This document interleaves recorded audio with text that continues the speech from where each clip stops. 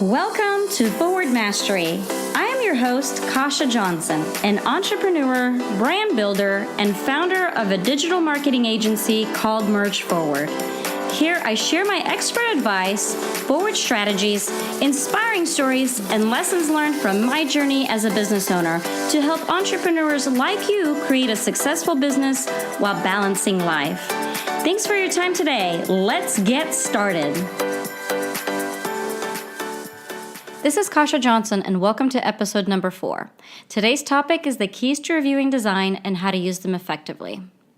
Do you ever look at a website or an ad and know that there's something off about it, something just not polished, but you're not sure why? Well, I guarantee you it's the design elements not playing off of each other correctly. What do I mean by that? In order for the visual branding to be effective, it has to have a balance. So I'm going to teach you how to differentiate good design from bad design with 3 simple steps.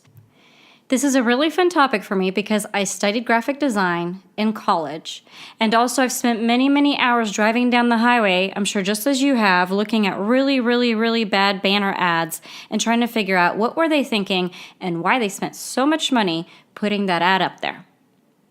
So there are several ways to find the creative balance. If you're asking, well, do I even need to know this as an entrepreneur, as a business owner? I'm going to say yes. Because sometimes as entrepreneurs, we don't have the budgets to hire somebody to design things for us, and we try to do it ourselves. Or we do hire somebody, but maybe our budgets aren't very big, so we have to kind of help them along. By knowing the key points to reviewing design, you will be better at understanding why some brands work better than others. So with everything being digital these days, it's very important how you portray your brand online and that the user experience is easy. Did you know that half of mobile user activity results in a purchase?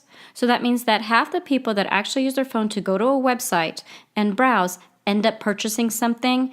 If the website is really complicated, if the balance is off and the branding is not aligned, they're going to opt out and they're going to go somewhere else. So let's talk about the key points to looking at really great design. Number 1 is fonts. Whenever considering font usage, make sure to only use 2 font families whenever it comes to your design. For instance, like a Futura or a Helvetica, you're more than welcome to use different aspects of that font, like a thin, a thick, and italic. But anytime you have more than 2 to 3 fonts, everything gets disconnected. Overdoing fonts affects legibility and causes disconnect from the message. Also, your design will look really busy and distorted. And then the wrong selection of type can ruin a brand, so it needs to complement that vision. Make sure, too, that your fonts are web-friendly, because if they don't download correctly, your design's going to be all over the place. So if you're ever looking at somebody's design, take a look at how many fonts that they're using, and right then and there, I can tell if they've actually gone to a graphic design school or if they've just kind of piecing something together. Another key point to consider whenever looking at design is alignment. Is there balance between elements? How are the elements positioned? Are they cohesive and as one structure, or are they all over the place? Are the elements proportioned? Is the entire piece uniform?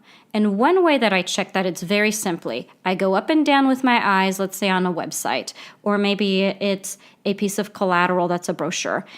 Is everything aligned from the top to the bottom? Is the copy aligned with the image at the bottom? Can I draw straight lines? Usually there's either 2 sets of rows or 3 sets of rows or 4 sets of rows, but everything should be mostly aligned. And then I go to left and right and I do the same thing. Is everything aligning mostly the way it's supposed to? Now, sometimes you'll have key elements that are here and there just to pop, or maybe one piece is a little bit bigger like an image, but overall, are the pieces aligned left to right and up and down? That's a really good way to, whenever you're looking at somebody's portfolio and you're trying to hire a designer, to see if they really know what they're doing. And the third key point that I want you to consider is the 1/3 rule. And this is really important, to have 1/3 of images, 1/3 of copy, and 1/3 of white space. A lot of times what happens in design is that everybody wants to throw in everything, as much information as possible, and they'll put in so much content, so many images, so many colors, and the eye cannot rest. and then we get overwhelmed subconsciously and we opt out. So make sure to follow the 1/3 rule and put 30% of space, whether it's black space, white space, that everything else, all the other elements, have space to breathe. So whenever I'm speaking or teaching a workshop, I pull examples from the real world as the things to do and then the things that aren't working really well. And I found one example of a consultant who is a marketing strategist, and she helps people brand their business. But when you go to her website, the minute that you see it, you see 6 different fonts. You see about 6 different colors. The fonts that she chose are not legible. And there's no consideration for alignment. She put some images here, some images there. They're cropped off and then just copy and then threw a logo right in the middle of it and a little bit more information about her. Now, as someone looking in, I'm thinking, how's she going to help me with my business if she can't even brand her own business? So just having a website isn't enough for your credibility. So today's 3 forward strategies when assessing design is number 1, count the amount of fonts that are being used. If you have more than 2 font families being used, that's too much. Your branding will not look cohesive. Number 2, check the alignment of all the elements on your design. Make sure that your eye goes up and down and see if everything's aligned, and then left to right and make sure that the elements are aligned.